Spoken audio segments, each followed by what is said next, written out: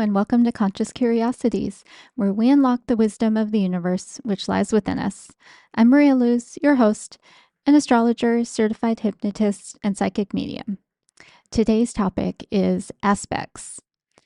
If you are relatively new to astrology and you've learned your sun and your moon and your rising signs, and maybe you dipped a toe into the personal planets, which are Mercury, Venus, and Mars, I think this topic is just a logical next step that will deepen your understanding of the energies that might arise internally or externally as you go through life. And it does involve some math, but it's nothing more complicated than addition or subtraction. And the reason I think aspects can make you feel more aligned and maybe easeful in your life, I thought of just three off the bat. One is it helps you see where you might have challenges to manage, and also where you might just have a natural flow that is so natural that you just aren't even cognizant of it. And then it can also show you the math, like what's behind the advice that you receive in your app, your astrology app, or wherever you look to maybe get your daily, weekly, monthly horoscope. Because if you know what they're using to come up with that advice, then you can determine for yourself, whether that impacts you, because you may have done some work on that planetary arrangement yourself over time, and so it may not impact you as much, or you may know that you're really sensitive to, for example, Mars doing things in the sky that impact your chart. So that's the second reason. And the third is it can, when you're in a relationship with whoever, a partner, a child, a friend, a roommate, if you have their birth information and they're okay with it, you can look at those two charts together, and you can actually look at the aspects between your significant planets, and that way you can consciously manage that energy just like you're doing with your own chart and with the planets in the sky. So just as a reminder, the birth chart is a flat depiction of, the sky at the time of your birth. And so when we're looking at the 2D wheel, it's 360 degrees, which handily is a circle. And so each sign spans 30 degrees. So if you multiply by 12, then you get the 360. And so the number of degrees between the planets, if you're moving counterclockwise, will tell you the aspect between them. And I'm just going to list what I consider the major aspects here, but just know there are many, many more that astrologers over the thousands of years have, collected data on. So we're aware of the energies of many other aspects. But for us to begin, I think just to start, being aware of these major ones is so helpful for those purposes I described. And just know that I will give the exact like degree of separation. And the closer that you are to that exact degree, the stronger you would likely feel that energy that I'll describe. And there is kind of a general guideline, which we call an orb. So that would be a circle around that exact degree. And that influence, you'll still feel it within that orb. But again, the closer you are to the exact number, the stronger. And when I kind of go through the degrees, you'll have an understanding of what that would look like. And then some of the other little rules about doing these calculations. And these are again general, because each astrology lineage may have slightly different instructions. So you'll want to kind of figure out what's comfortable for you.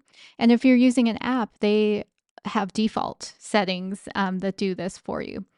But any planet that is in an aspect with the sun or the moon, because those are such prominent planets in our chart, those we use a larger orb. So we would look at, say, 10 degrees on either side of what's the exact, calculation to define that aspect. And then for the other planets, most astrologers use an orb of about maybe 5 to 7 degrees. Um, and sometimes we actually change the orb depending on the specific aspect type. So remember, I said, like, I'm going to talk about the major ones, and there's a lot of others. So sometimes, if it's a major aspect, we would, no matter what planets are involved, we would increase that orb because we know it's so powerful. And then also, in addition to planets, the aspects to the angles, like the ascendant or the IC, the descendant, the midheaven, those are also considered. So I'll present the information on the major aspects and give some examples of how it would manifest given some combinations of planets. I also think it's really important to understand how the aspect feels because, again, what we feel is often reality to us. So it's not, simply a math or a physics exercise here. So the first aspect is a conjunction. And so the exact degree would be 0 degrees because they would not be separate. They would be on the exact same degree of the 360 degrees. But remember, there's an orb. So if, say, the two planets are Mercury and Venus, and they are 3 degrees away, that would still be within that 5 or 7 degree orb, so they would be considered conjunct. The energy of the planets that are involved in this aspect in a conjunction, the energy mingles and it creates what's called like a mega planet or a super planet. And essentially, those two planets can't react independently of the other planet. And it feels like a blend of those two planets' energies, hence the super planet. Someone described it as like you're sitting on a porch swing and someone sits down next to you and like your butts fill the entire swing. And so if one of you gets up, the other one is too. And one of you starts moving, the other one's moving.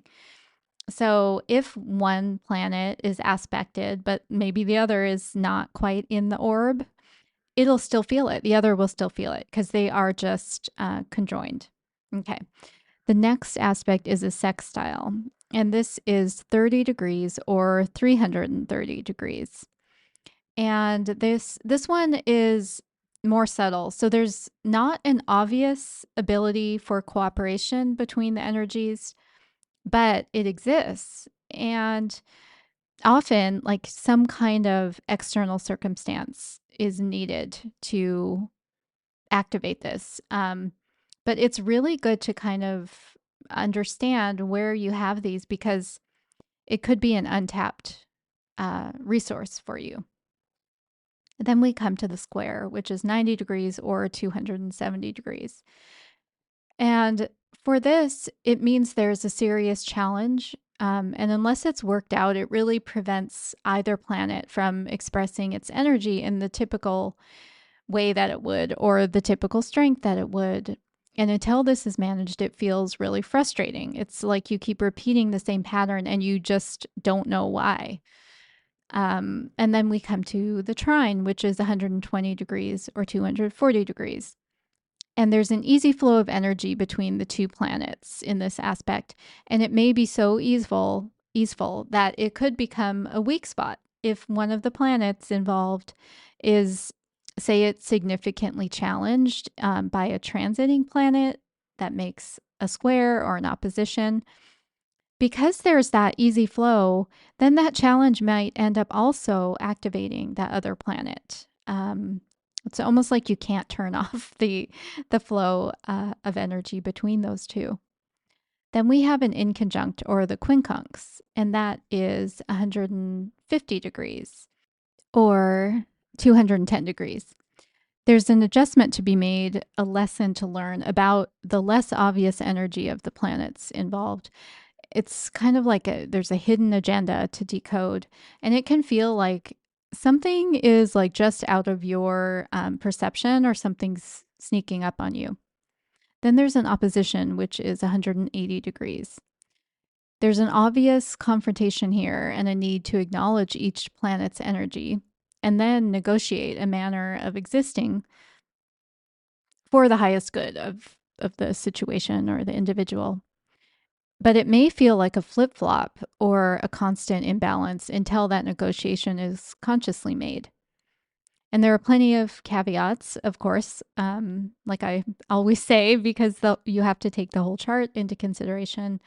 But there are also some conventions as to which planet is in a stronger position, for example. However, even if you simply have the awareness that, for example, you have a square aspect between two planets, you will hopefully experience your life's challenges through a different perspective because it's now you've got some logic where before it felt really random or mysterious as to where that energy was coming from. So you can calculate the aspect between any two planets in your birth chart or between a planet in your birth chart and a planet in the sky, and that's what's called a transiting planet. Or you can place another individual's chart on top of your own and calculate the aspects between the planets in two separate charts. Um, and again, if they don't meet those exact degrees that I said, or even within the orbs, um, they may still have one of the more minor aspects, and it may show up in your app. But I think just to get started, I'll give an approach that is really simple. So you can start exploring your chart, and maybe even I would suggest start with the sun and the moon because those are the ones that you probably know and feel the most. So you could take this following approach to understand how to work with those energies. So, step one, eyeball your chart to identify any obvious aspects from that list I gave. For example, if two planets are opposite one another on the wheel. And then do the actual calculation of how many degrees are between them. And you're going to move counterclockwise, beginning with the slower moving planet. And I will put a list. I'll put them in order in the show notes so you know what that is. However, know that if the sun is involved, the sun would always be considered the slower moving. So if there is an aspect after you do that calculation, you confirm it and you take into consideration the orb, then go ahead to the next step, which would be think about the individual energy of each planet involved. And remember, you'll want to think about the sign and the house placement. And the sign is generally the manner of operating. And then the house is, again, generally where that planet will play a prominent role over the course of your life.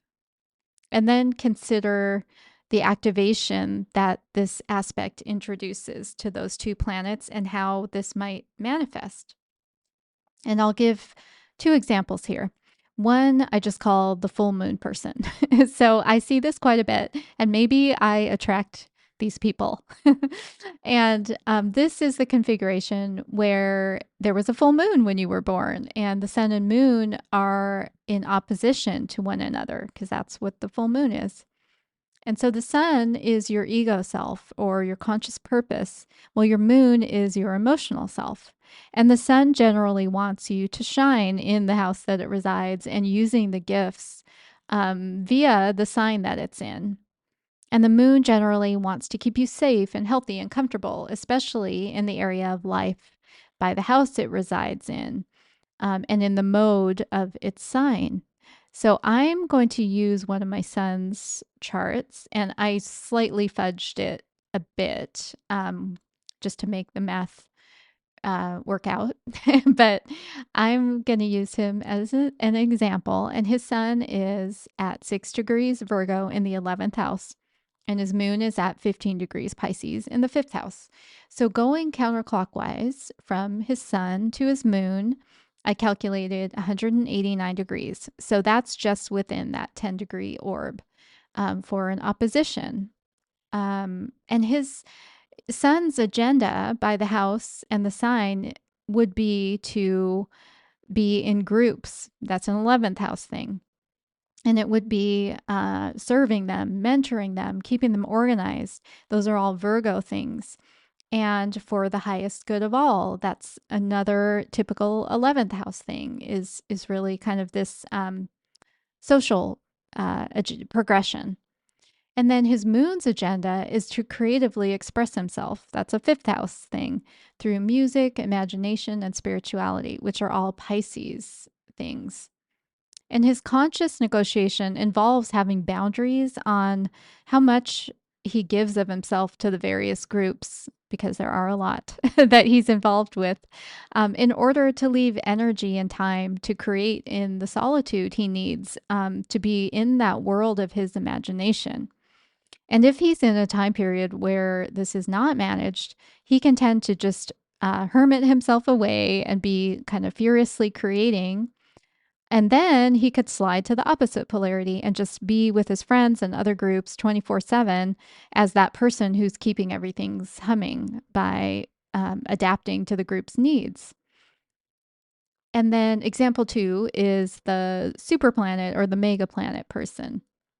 And this is pretty common, especially with Mercury and the sun, because Mercury's orbit to the sun is so tight. And most astrologers say that Mercury, more than the other planets, takes on the energy of the planet it's conjunct with. It's very mutable in that way. And so let's just pretend that my sun has Mercury at 10 degrees Virgo. He doesn't, but we'll pretend. This would mean that, his way of perceiving and communicating, which are the Mercury functions, it would be filtered through how it would also come across to groups because it would be in the 11th house. Or perhaps in rebellion to the status quo, which is another way that the 11th house can show up.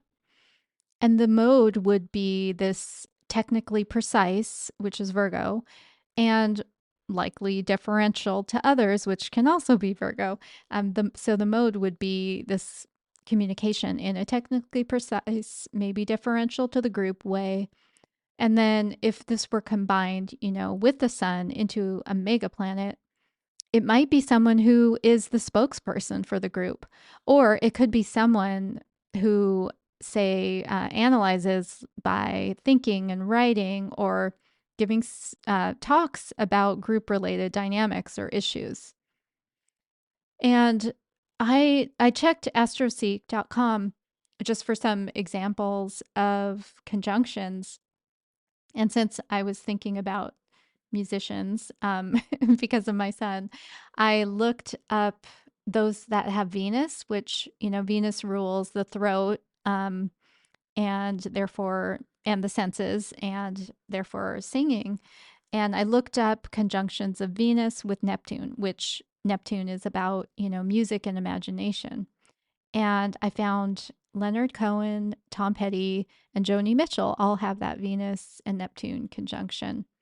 And then I looked up Venus conjunct the sun, and there were plenty. Some of them were John Bon Jovi, Jimi Hendrix, Tom Petty, Sheryl Crow, and Trent Reznor.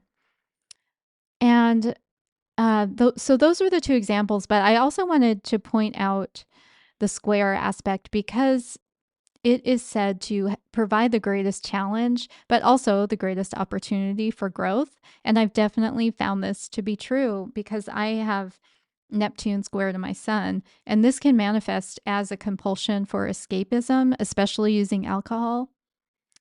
If one doesn't negotiate sufficient time for the subconscious, which would be that Neptune to have time to roam and integrate with the conscious, which is the sun.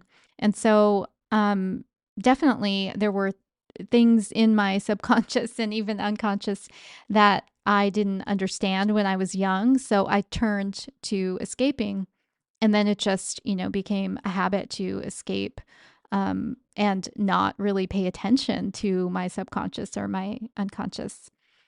And I noticed that Matthew Perry and Whitney Houston also had this aspect.